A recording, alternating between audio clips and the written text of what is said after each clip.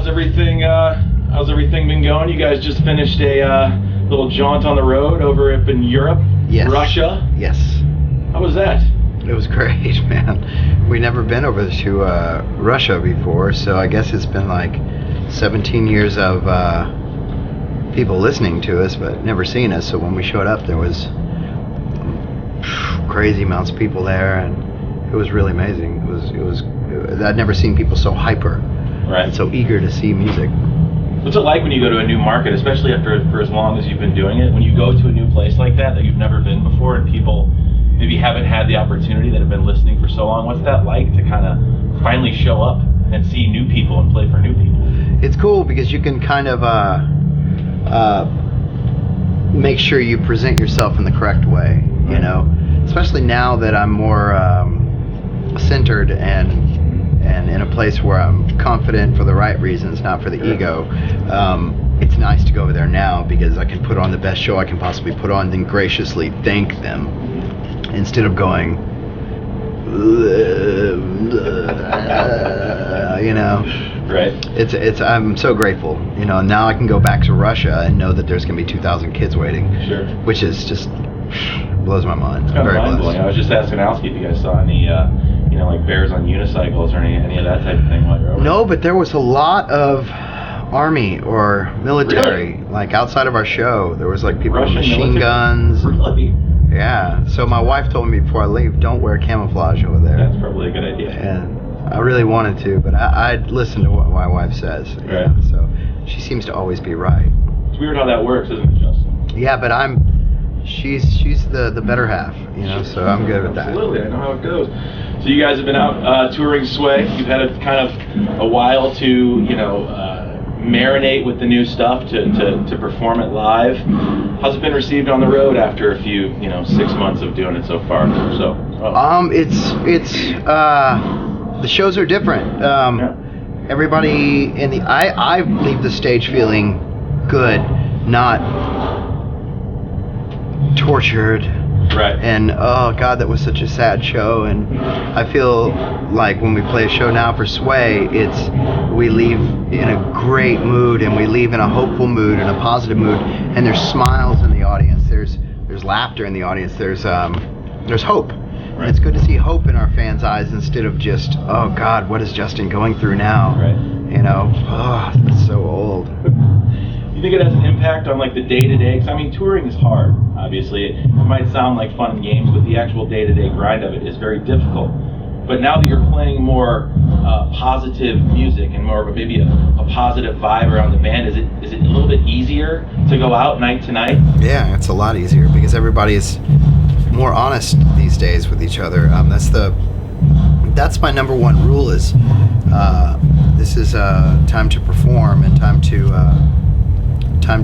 rejoice, really, because Sure. we're a new band, almost broke our band apart when I went all crazy. So it's not about the drama anymore. It's about being a family on the road. It's about supporting each other and then going out and playing these songs of hope and faith. It's when you get off stage, it's like, wow.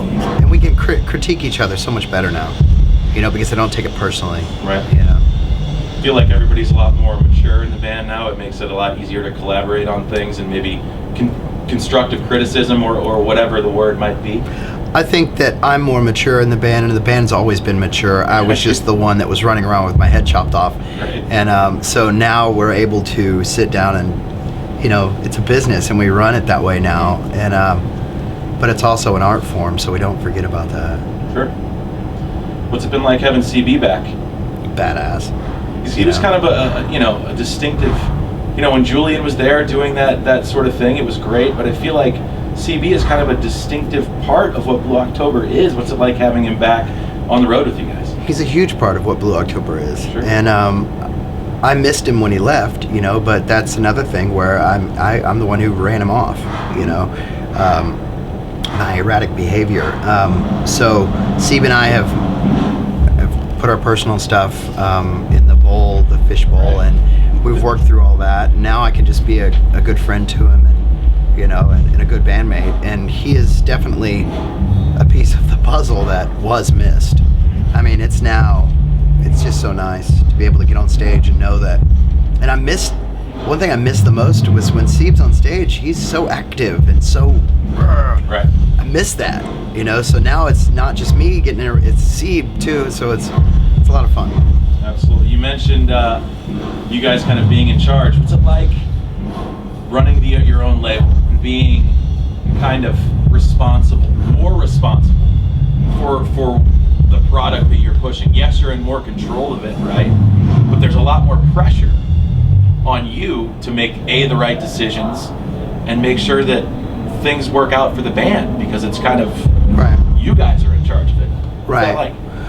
Well, being the president of the label, it's good because it's amazing, because I'm such a 110% guy that anybody that I have working with me or working for me, I expect the same amount of work. Sure. And when it doesn't happen, everybody in the band sees it, and so we expect to be everybody's first priority if they're working for us, and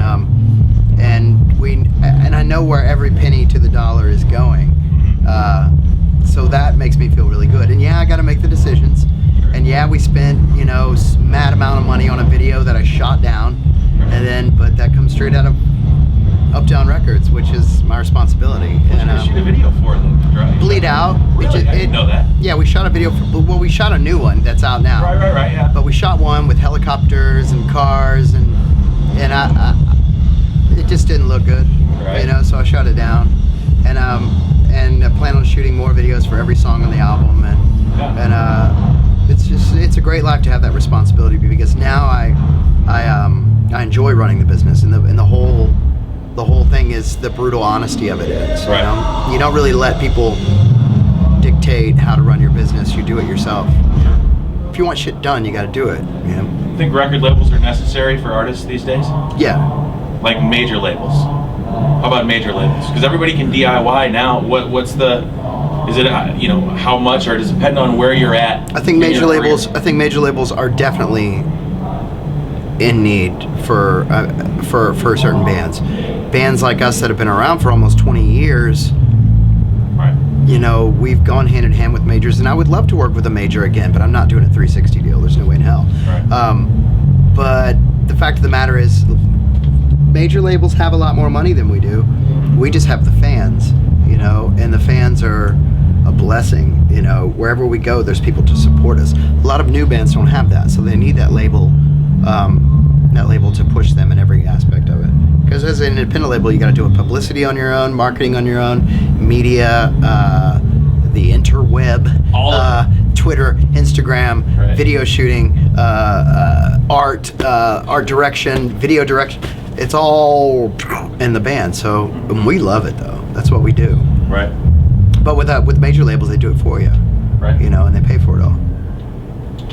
But that gives you, it's because you own the label and that type of thing, or running it, you guys can just put a song out. You can decide to make out a single or an iTunes exclusive or an online whatever. Yeah. So that's a huge thing, like a huge freedom to say you're not under a label's control. We're not under, we need an album this quarter, we need an album this next quarter, whatever.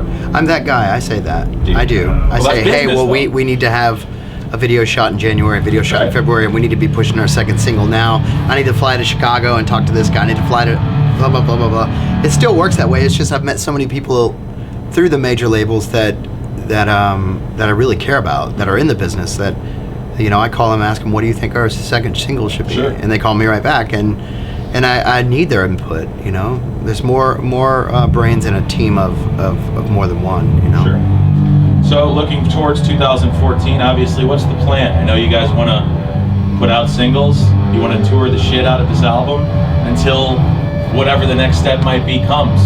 What is the kind of, breakout for the year of 2014 for the band? Our next single, putting out our next single, promoting it, getting on tour, hopefully reaching out to other bands and touring with other bands, putting together packages that are just amazing, shooting videos, working on our film, just staying on top of the game, Right. I mean, we've been at number 21 in Bleed Out, and we've been on the charts for it since July. And for an independent label, it's just like, it's great, so we must be doing something right. Sure. And we're just blessed and grateful, so we're just going to keep going down that avenue, and hopefully we'll just continue to be blessed, you know. Right. Not lucky, blessed, you know. No doubt about it. What is the one thing? I mean, you know, in Sway, there's some, and in your personal life, it seems like there's kind of a religious element now. Right. There used to not be that, or almost a resistance to that, animosity to that. Yeah. Is that hard reconciling that now, or does it make it that much better to have that feeling that maybe you were missing before? It makes it that much better. Does it? You know, I have a higher power. I don't run my ship, because if I ran my ship, I'd run it right into the wall. You know, Right. I pray daily, you know, for my daughter in Nebraska, and I pray for my family at home, and I pray for every person in the band, you know, but prayer is a form of spirituality. And if I didn't have my spirituality, I, first of all, couldn't stay sober. Second of all, couldn't stay happy. And we're put on this earth to be happy, joyous, and free, right? Absolutely. Not suicidal, depressed, and self-pity.